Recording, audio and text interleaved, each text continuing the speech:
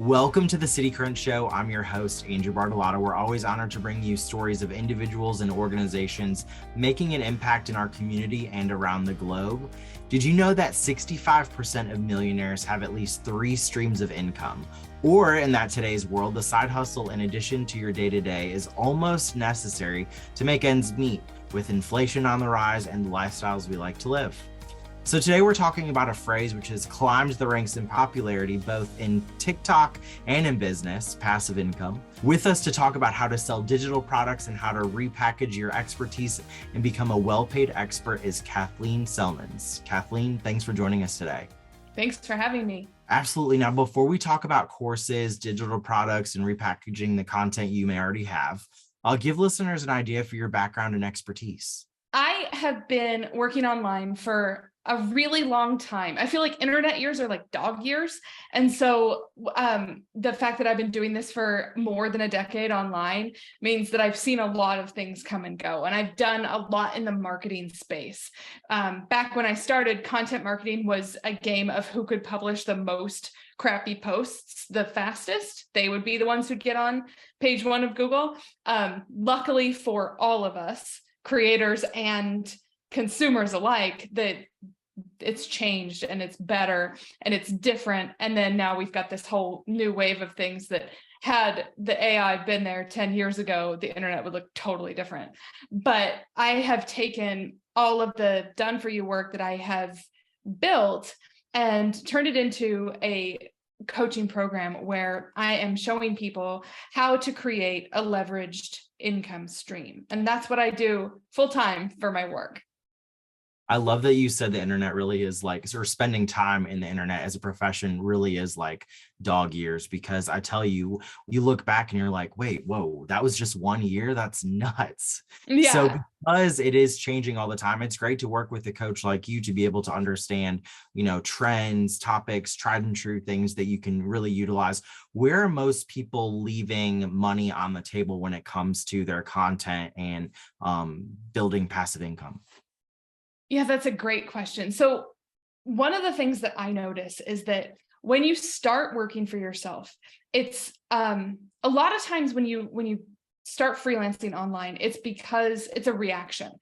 Maybe you got laid off, or maybe your work environment is toxic and you want to leave and you want to, you chart your own path, or maybe it's some sort of global pandemic sent you home and you are, you're navigating a world that you don't really know. And so the normal first step is to take your knowledge and whatever you were doing for work.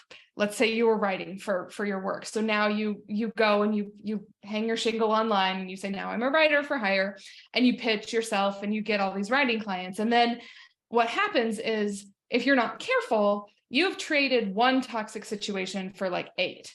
And the biggest thing that I see, and the people that are drawn to working with me, are ones who are not yet burnt out, but they can like see it like on the horizon, just over that next mountain, probably, if things don't change, because pretty quickly you get into a math problem where you just can't. Let's take the writing example. You can't write more than you write.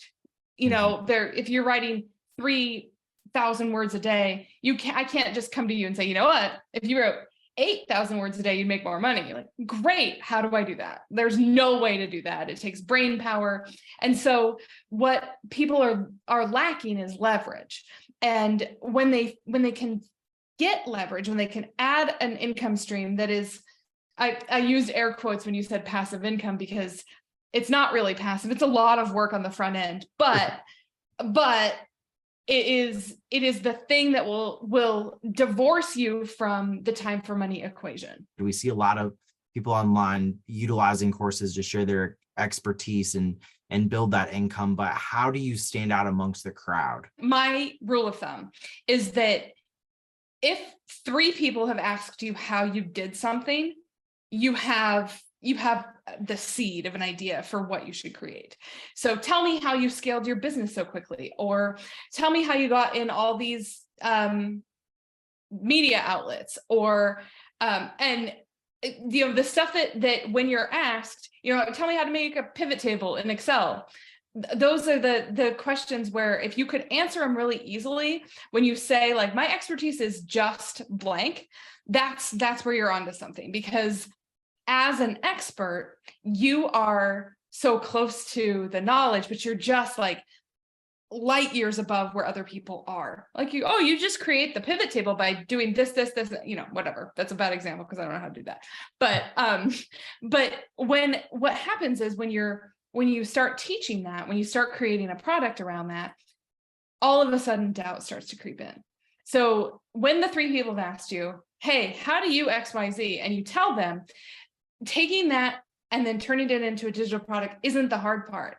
Getting it in front of people is the hard part, because that's when you start seeing, like, to your point, all these other online courses. Well, how do you stand out? You don't really have to stand out. Those other courses have proven the market. If those courses are selling, then yours will too. But what I see is a really big problem for creators is that they are both the creator, the development team, the quality control team, and the sales team. And it's so hard to distance yourself as the salesperson and say, this is something that will help people, because as the creator, you're thinking, is this good enough for other people? Am I good enough? Do I have enough experience to teach other people stuff? I think that's a good point, because it's almost like founder syndrome with a nonprofit, where you have this, like, you feel like you know it so well. And so for others, if people are asking, okay, how do you do XYZ? Then for you, because you are light years ahead, you may think, okay, well, if I don't have the right knowledge base, or I don't say the right thing, or know where people start from, then maybe I don't have a digital course that people can really learn from, but you do. So what are some of the steps that they can work with you into building that out? And what are some popular digital products and or courses you see in the marketplace today? Yeah, so those are great questions. So the way that we work together is through the group. It used to be cohort based, so everybody's on the same page. Week 1, we're talking about this. Week 5, we're talking about that. But I'm finding that people come into this in different stages. And so it's helpful to be around people who are a few weeks ahead. So people are asking, paid traffic questions, whereas some people are still on the brainstorming phase. And when we do brainstorming, there are 2 different angles. You can think about, because when I think you need to have been in business for about 2 years in order to have enough of a body of work that you could teach other people. And the 2 paths that I recommend going down are teaching your clients. So let's say you work with financial advisors. So teaching them how to get more visible online, or whatever it is that your expertise is in, or teaching yourself 2 years ago. What are some of the things that you know now that, had you known when you bought your LLC, would have shortened your time to profitability? Those are the 2 places to start. And then what we do in our group is we help people refine, and it's typically a deletion process, not an adding process. That's fascinating. I love the way that you're collaborating with others and really learning from others there. How can agencies add a digital product that doesn't conflict with what their main offering is? Let's take an agency that is, let's say it's web design. And it's web design for, like, it's an agency that charges, let's say, $20,000 for a website. Not everybody can afford that. Obviously. So they're working typically with bigger clients that are longer projects that are more comprehensive. We're not usually doing a 5-page website for $20,000. So what you can do is teach people who can't afford you. So what are some of the things you guys do internally from your design process? What are the iterations? How do you find the branding? How do you find the brand voice? How can people do it themselves? You can do that through a digital product, you can do it through group coaching, you can do it however feels right, but the people that can afford the $500 digital product are not the same people that can afford the $20,000 product. So it doesn't conflict.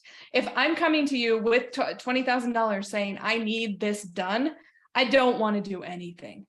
So that's a really common question, but the overlap is like this, not like this.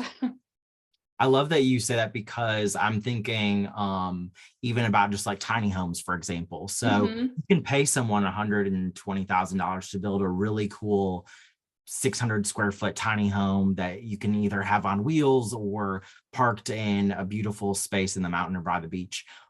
But you can also, if you say, I want to spend, my budget is 40 to 60,000 and I'm going to spend a year doing it, I'm going to do it myself.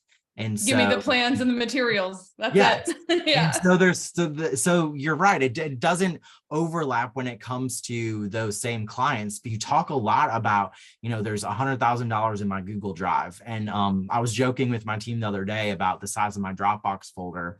And how it has so much of my intellectual property for almost, 2 decades in the field. And so I can't imagine others, especially in specific areas of industries and such. Can you explain what that phrase means? Yeah. So let's take you, for example. You're paying Dropbox probably a lot of money to hold on to your stuff, right? And there's family photos, and there's old cookbook recipes and stuff like that, taxes from 7 years, all that stuff. But then there's also what you call the intellectual property. And so when you go diving in that, look for the word just. All those types of things that are things you go back to, things you open again and again and again, or things that if you said you've been at this 8 years. So if you 8 years ago were onboarding and you were brand new at it, what are the most valuable pieces in that Dropbox folder? And when you think about it, like I work with entrepreneurs. So when you're onboarding somebody as an entrepreneur, and it's true for other businesses too, but onboarding processes you could sell to other entrepreneurs or other nonprofits or other people in your space, but also if you have a good process, that's making you money. If you can get somebody up to speed in 3 weeks versus 5 months, you've just saved like tens of thousands of dollars. It's basically the same as making money. Mm-hmm. Yeah, I like that you talk about when you're saying that it's not only like saving time, but saving the money and that time process, because time equals money. And so especially as you're an entrepreneur and building your business. So that Google Drive that's sitting there, Dropbox folder may have $100,000 in there. And you have a case study on your website where you've proven that working with a client, you've been able to do that.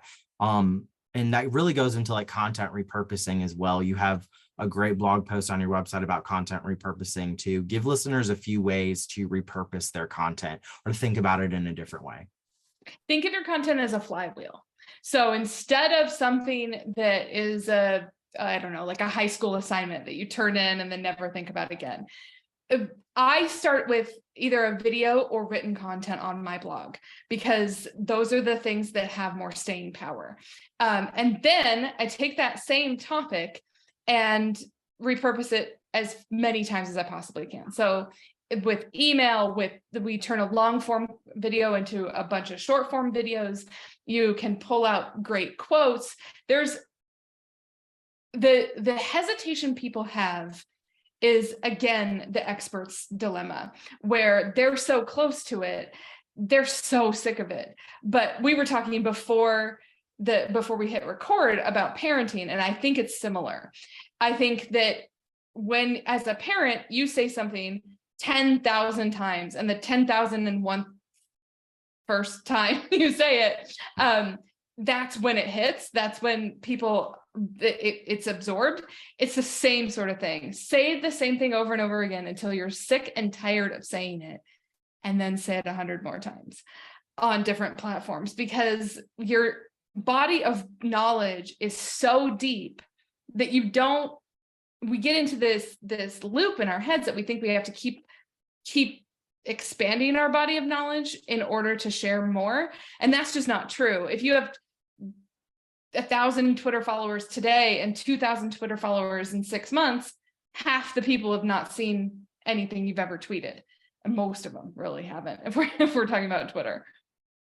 Yeah, and when you're thinking about algorithms too, I presented recently to a nonprofit group, and we were talking about the Facebook algorithm, and like really only 10% of your followers will see whatever you post. And so it's okay to repost it in different ways. You're talking about, long form videos, to take them into short form videos and repurpose them on TikTok and Instagram Reels and LinkedIn, and then taking quotes from that. So you're right, repurposing your content is huge, and there's a lot that you can do to hone in on your expertise, show others that you're the person that can help them with X, Y, or Z, and be able to repurpose that content to not feel like you have to come up with a brilliant idea every single day. How can people work with you to level up their business, and where can people go to support you and learn more about the work that you do? Yeah, I'm at thewellpaidexpert.com. And I'm Kathleen Celmins on all social media platforms. Thanks for coming on the show. Thank you, Andrew.